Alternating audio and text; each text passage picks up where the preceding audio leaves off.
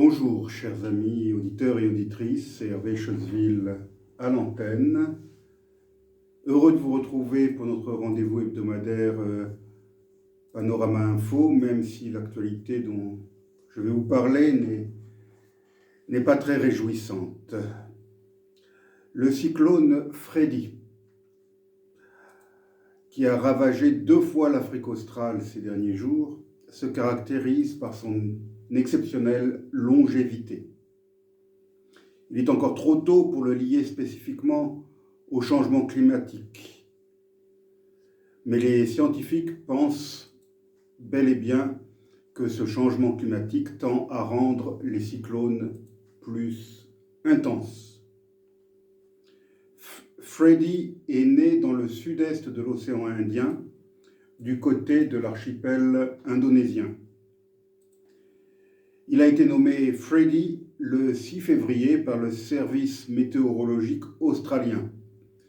Il a ensuite voyagé plus de 8000 km en traversant tout l'océan Indien d'est en ouest, affectant l'île Maurice et l'île de la Réunion au cours de son long chemin vers Madagascar, puis vers le Mozambique. Il a alors effectué une boucle pour venir frapper ces 2 derniers pays, ainsi que le Malawi, pays qui semble avoir payé le plus lourd tribut. L'Organisation météorologique mondiale estime qu'il est en bonne voie pour battre le record de longévité, aujourd'hui détenu par le typhon John, qui avait duré 31 jours en 1994. Freddy avait vendredi 34 jours d'activité au compteur, selon l'OMM. Météo France qualifie Freddy de système tropical particulièrement puissant et compact, générant des vents extrêmes près de son centre. Le cyclone tropical Freddy est exceptionnel essentiellement parce qu'il dure plus longtemps que tout autre répertorié jusqu'à présent, a souligné Melissa Lazembi, professeure en changement climatique à l'université du Sussex. Enfin, il a, selon la NASA, battu le record dans l'hémisphère sud pour un indicateur baptisé énergie cumulative des cyclones tropicaux, connu sous son acronyme anglais ACE. Cet indicateur mesure l'énergie totale des vents associés au cyclone sur sa durée de vie. Le Malawi, nous l'avons vu, est donc le pays le plus touché par Freddy. Le président du pays, Lazarus Chakwera, qui était en visite officielle au Qatar, est rentré mardi dans son pays. Nous sommes arrivés dans une nation dévastée, a-t-il déclaré en débarquant à l'aéroport de Lilongwe, tout en louant les efforts des volontaires engagés dans les opérations de secours.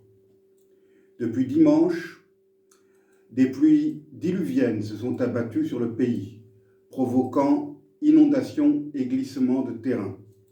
Le sud est la région la plus touchée. Plusieurs districts sont affectés, tous dans le sud. Les recherches se poursuivent pour retrouver d'éventuels survivants. Ce cyclone hors norme a fait plus de 200 victimes selon un bilan provisoire des autorités.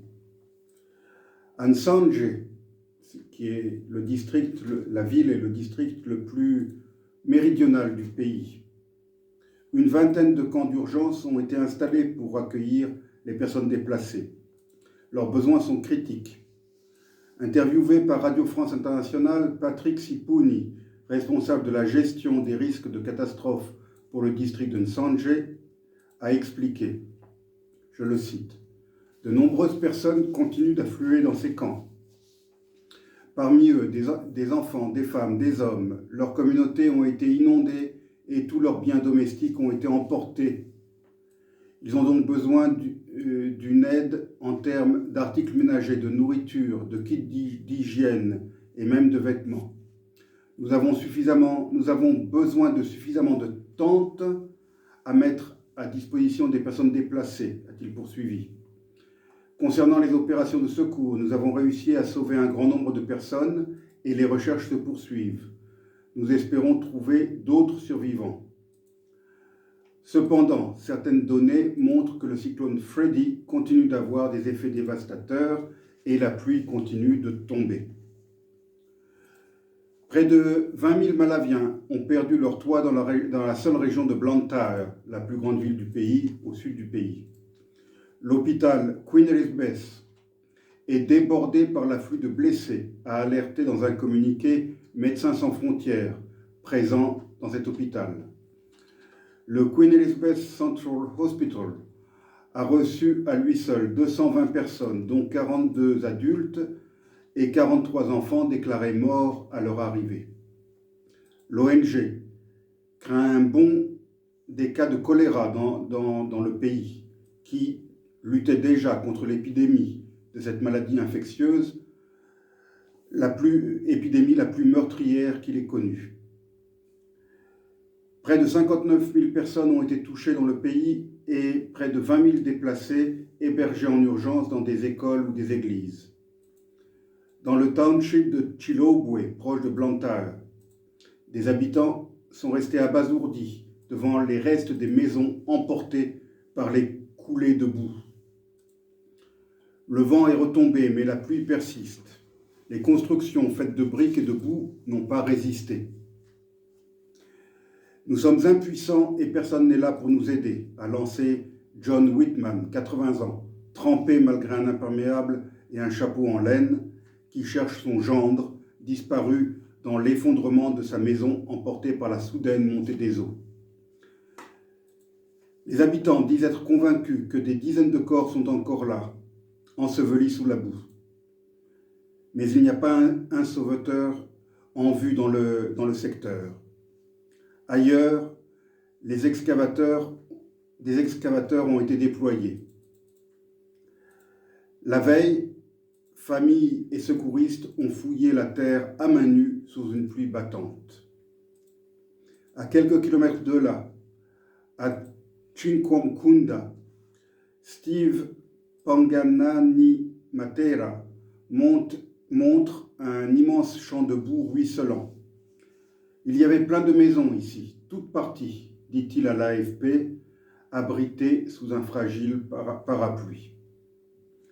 Sous un ciel lourd, certains tentent de franchir les eaux marrons qui déferlent depuis le haut des collines sur des ponts improvisés faits de planches jetées entre des éboulis. Le dernier bilan fait état de 225 morts, selon des rapports provisoires reçus par le Department of Disaster Management Affairs, le département de gestion des affaires de désastres. Ces rapports indiquent aussi que le cyclone, caractérisé par des inondations, des vents violents et des glissements de terrain, a déplacé plus de 88 000 personnes et qu'il a fait 707 blessés et que le nombre de personnes disparues, bilan malheureusement provisoire, s'élève à 41 personnes. Pour héberger les personnes déplacées, 165 camps ont été installés.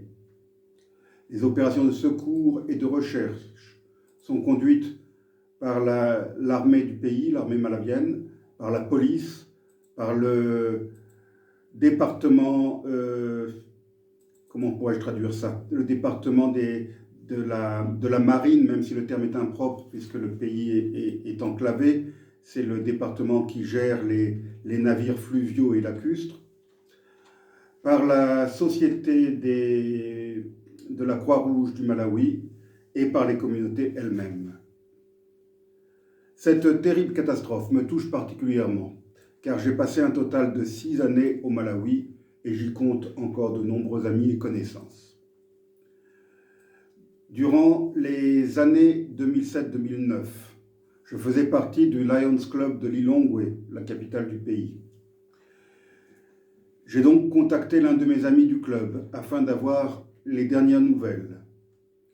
Cet ami, c'est Ken Banda, le patron francophone et francophile de l'agence de voyage Bon Voyage, l'a bien nommé. Voici en résumé ce qu'il a pu me dire il y a quelques instants. En milieu de journée, ce mercredi, un total de 225 corps ont pu être récupérés des maisons écroulées. Des efforts ont été entrepris pour aller au secours de rescapés, réfugiés dans des arbres. Plusieurs camps ont été mis en place dans des écoles et des églises, où des secours d'urgence sont organisés. Cela inclut de la nourriture, des vêtements, du matériel sanitaire. Il y a un grand besoin de tentes afin de les installer dans les différents secteurs de la région sud. Tous les districts de cette région ont été affectés, mais le plus durement touché est Blantyre.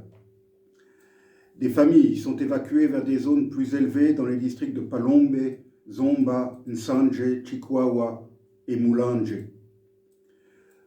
Plus de 500 000 personnes ont été affectées dans toutes les régions, dans tous les districts de la région sud. Les Lions Club du pays se sont mobilisés pour récolter et envoyer des vêtements et d'autres produits de première nécessité aux déplacés. En outre, le Lions Club International a déjà envoyé 10 000 $ pour faire face à l'aide, pour financer l'aide d'urgence. De nombreuses organisations locales font des dons en nature et en liquide. Bon, je suis bien conscient que nombre de mes auditeurs auraient des difficultés à situer le Malawi sur une carte, tant ce pays est peu connu en Europe, en dehors peut-être de l'ancienne puissance coloniale, le Royaume-Uni. Cependant, je sais que j'en ai déjà parlé à plusieurs reprises sur ces ondes. Je vais quand même tenter de dresser un rapide portrait de ce pays qui se trouve en Afrique du Sud-Est, au sud de la grande vallée du Rift. Un lac immense, le lac Malawi, s'y étale sur presque toute sa longueur. Le Malawi est un pays enclavé, divisé en 3 régions. La région sud, donc la plus touchée par Freddy, la région sud dessine une étrange pointe s'enfonçant au milieu du Mozambique, le pays voisin. Les régions centre et nord sont quant à elles coincées entre la Zambie à l'ouest et le lac Malawi à l'est. Au nord, le pays a une courte frontière terrestre avec la Tanzanie.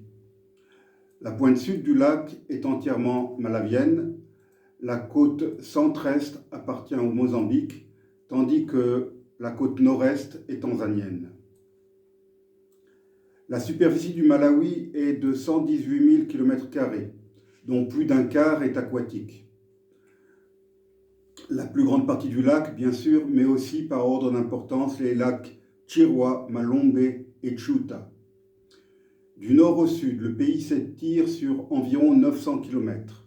D'ouest en est, il est très étroit, 210 km dans sa plus grande largeur, au centre, mais seulement 10 km dans le district de Nsanje, à l'extrême sud. Je connais bien ce district qui est le plus bas en altitude du pays et qui est complètement enclavé sur 3 côtés, en tout cas par le Mozambique, et qui a été fort touché par les inondations en cours. Le territoire est presque totalement constitué de hauts plateaux, d'une altitude moyenne supérieure à 1000 mètres au-dessus du niveau de la mer. Le haut plateau central est parsemé d'Inselberg, des îles-montagnes, abruptes formations rocheuses isolées. Au nord et au sud, des montagnes élevées, souvent des plateaux d'altitude, dominent le paysage.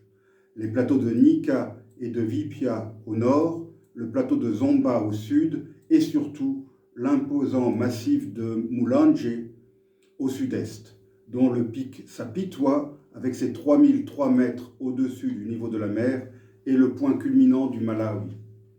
De ce sommet, par temps clair, on peut apercevoir l'océan Indien, distant de près de 300 km.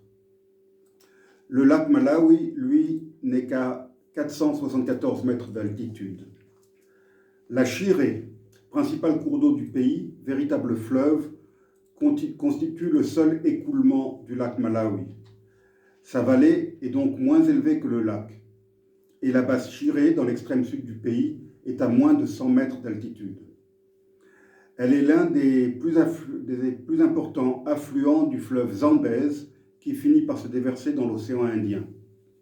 Le confluent de la Chiré et du grand fleuve venu des hauts plateaux d'Angola est situé au Mozambique, non loin de la frontière malawienne, et on peut d'ailleurs l'apercevoir depuis Nsanje, depuis les collines de Nsanje, à l'extrême sud du pays. Le lac a une superficie de 30 800 km², ce qui en fait le troisième lac d'Afrique, après le lac Victoria et le lac Tanganyika. À titre de comparaison, le lac Léman n'en a que 582 km². Le lac Malawi, avec ses 704 mètres, est le deuxième lac d'Afrique pour la profondeur. Généralement calme, il peut devenir dangereux lors de brusques tempêtes ou durant les orages. Les plages de la côte ouest peuvent être assaillies par de grosses vagues poussées par le Mvuma, le vent d'est. L'altitude au Malawi, comme ailleurs, a un impact direct sur le climat. L'extrême sud du pays est à moins d'une centaine de mètres au-dessus du niveau de la mer, alors que le point culminant, nous l'avons vu, dépasse les 3000 mètres. Cette diversité d'altitude sur un territoire assez exigu apporte une variété de climats. Certes, il ne neige jamais au Malawi, mais durant la saison froide, de juin à août, il peut geler sur les plateaux du Mulanje et de Nika. Et pendant la saison chaude, de septembre à novembre, il fait souvent épouvantablement chaud et humide dans les régions marécageuses de la basse Chiré et très chaud au bord du lac. Cependant, le climat est relativement tempéré sur les hauts plateaux. Il n'y fait jamais ni trop chaud ni trop froid, même si les températures descendent fréquemment bien au-dessous de 10 degrés la nuit et au lever du jour en juin-juillet. Toutes les villas de l'époque coloniale sont d'ailleurs équipées de cheminées qui sont loin d'être uniquement décoratives. La quasi-totalité du pays reçoit des pluies très abondantes de novembre à avril. Elles prennent d'ailleurs souvent un aspect torrentiel, les rivières et autres ruisseaux dévalant alors avec une rage terrifiante des escarpements abrupts pour rejoindre le lac ou la vallée de la Chiré. C'est ce qui est en train de se passer, mais avec une force décuplée en ce moment avec Freddy. De mai à octobre, il ne pleut généralement pas. Une sorte de bruine froide peut parfois s'installer sur les hauts plateaux pendant plusieurs jours. Le pays, très verdoyant durant la saison pluvieuse, se transforme en une étendue sèche et poussiéreuse. Le contraste entre les deux saisons est saisissant. À partir de septembre, les températures remontent, l'humidité revient peu à peu et la nature reverdit. C'est la saison des teintes vives. En septembre, Blantyre et Lilongwe, les deux principales villes du pays, se parent d'une somptueuse couleur violette. Les splendides jacarandas en fleurs pleurent leurs pétales innombrables. Les rues de ces grandes villes sont quotidiennement recouvertes d'une fine couche de neige mauve. Les flamboyants ne sont pas en reste et ils offrent de magnifiques grappes rouges qui incendient leur vert feuillage. Voilà ce que je pouvais vous dire, chers amis auditeurs, tant sur le Malawi d'une manière générale que sur la catastrophe qui est en train de le frapper. Je pense beaucoup, bien sûr, à ce pays ces jours-ci. Les images que j'ai pu voir sur diverses vidéos sont épouvantables, des torrents de boue qui déferlent avec une vitesse stupéfiante et qui emportent tout sur leur passage. Pour terminer, je vais quand même vous laisser avec peut-être une note plus réjouissante, en compagnie d'un chanteur que j'ai bien connu, Jeffrey Zigoma, qui était un chanteur albinos, qui est malheureusement décédé voici une dizaine d'années. Je vous laisse donc avec Jeffrey Zigoma en vous disant à la semaine prochaine.